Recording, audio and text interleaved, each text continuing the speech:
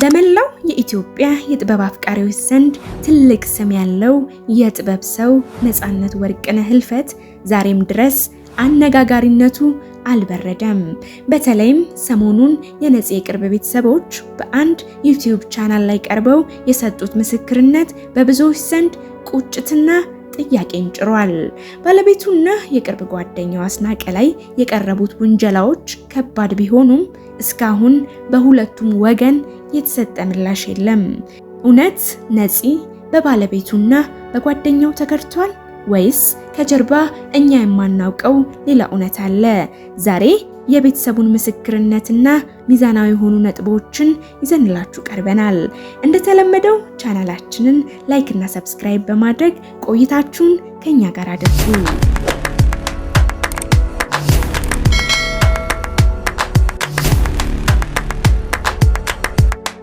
እንደሚታወቀው የነፃነት ባለቤትና ልጆቹ ኑሯቸውን ያደረጉት በሀገር አሜሪካ ነው።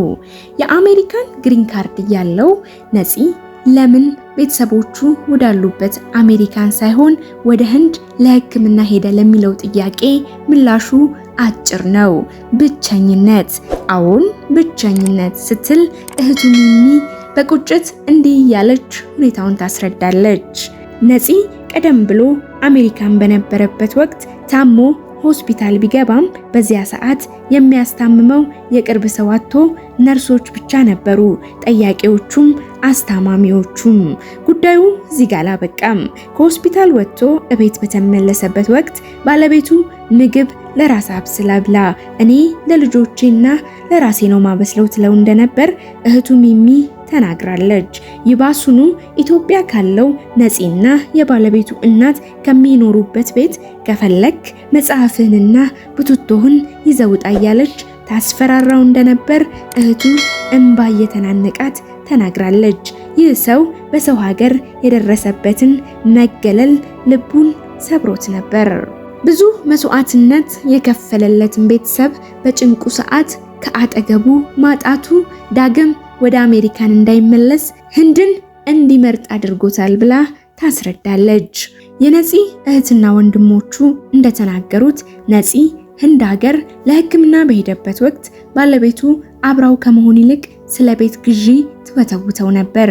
ለነፃነት የሚያስፈልገው ፍቅርና እንክብካቤ እንጂ ቁሳቁስ አልነበረም በሚል ቁጭት ተናግረዋል። ሆኖም ጉዳዩን ከሌላ አቅጣጫ ስንመለከተው በውጪ ሀገር የሚኖር ቤተሰብ ለወደፊት ህይወቱ ቤት የመግዛትና ኑሮን የማደላደል ሐሳብ ሊኖረው ይችላል። ባለቤቷ በህመም ላይ ያለ እንዲህ ያለ ጥያቄ ማንሳቷ በሰብአዊነት ደረጃ ቢተችም የእርሷን ምላሽ ደግሞ እስካሁን አላገኘንም። የቀብሩ ዕለት አፏን በጨርቅ ሸፍና የታየችበት ሁኔታ ቢኖርም ለአንዳንዱ የሐዘን መግለጫ፣ ለሌላው ደግሞ የግድ የለሽነት ተደርጎ ተተርጉሟል። እውነቱ ግን ያለው እርሷ ጋር ነው። በትዳር ውስጥ የሚፈጠሩ ችግሮች ለውጭ ሰው ግልጽ ባይሆኑም የቤተሰቡ ምስክርነት ግን ነፂን የጎዳው ሌላው ትልቁ ምክንያት ብቸኝነት እንደሆነ ያመላክታል። ነፂ አሜሪካ ላለው ቤተሰቡ በወር $2000 እየላከ እርሱ ግን ለምን በሰው ሀገር ሆስፒታል የሚጠይቀው አጣ? እህት ወንድሞቹ እንደሚሉት ከሆነ ቀደም ሲል አሜሪካን በነበረበት ወቅት በደረሰበት መገለል ነው ዳግም ወደዛ እንዳይመለስ ያደረገው። ይህ ለቤተሰቡ መስዋዕትነት ለሚከፍል አባት እጅግ ከባድ ስሜት ነው። ከቤተሰብ በባሰ ደግሞ በማህበራዊ ሚዲያ ሰፊ ትችት እየደረሰበት ያለው ጓደኛው አስናቀ ነው። ለነፂ ጥላ ነበር ወይስ የጥቅም ጓደኛ? አስናቀ ከነፂ ጋር ለ29 ዓመታት አልተለያየንም እያለ የሚናገረው ንግግር በነፂ እህት ፍጹም ውሸት ተብሎ ተፈርጇል። እህቱ እንደምትለው አስናቀ ነፂ በሐኪም መጠጥ መከልከሉን እያወቀ አብሮት በመጠጣት ጤናው እንዲባባስ አድርጓል። እዚህ ጋር ግን ጥያቄ ይነሳል።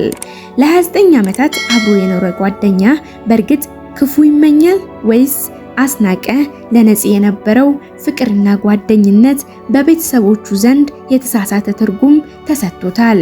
እስካሁን በአስናቀ በኩል የተሰጠ ማስተባበያም ሆነ ምላሽ የለም። ቤተሰቡ በምሬት የገለጹት አስመሳይነት በጓደኝነት ስም የተደረገ ሴራ ነው ወይስ በሁለቱ ጓደኞች መካከል ብቻ የሚታወቅ ሚስጥር የሚለው ሚዛን ሊደፋ የሚችል ጥያቄ ነው። የነጻነት ወርቅነህ ህይወት አሳዛኝ ፍጻሜ ላይ ቢደርስም ከሞቱ በኋላ የወጡ እነዚህ መረጃዎች ግን ብዙዎችን ግራ አጋብተዋል። ቤተሰቦቹ የሰጡት ምስክርነት በበቂ ማስረጃ የተደገፈ ይሁን አይሁን፣ እንዲሁም ባለቤቱና አስናቀ ምን ምላሽ ሰጡ ይሆን የሚለው በሂደት የሚታይ ይሆናል። እኛ መረጃውን ለእናንተ አቀረብን፣ ዳኝነቱን ግን ለእናንተ እንተዋለን።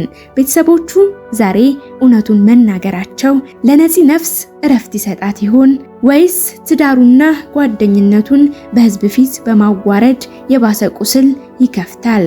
እናንተ በዚህ ጉዳይ ላይ ያላችሁን ሚዛናዊ አስተያየት ኮሜንት ላይ አስፍሩልን። ዛሬ የነበረን መረጃ ይህንን ይመስላል። በሌላ ቪዲዮ እስክንገናኝ ቸር ቆዩልን።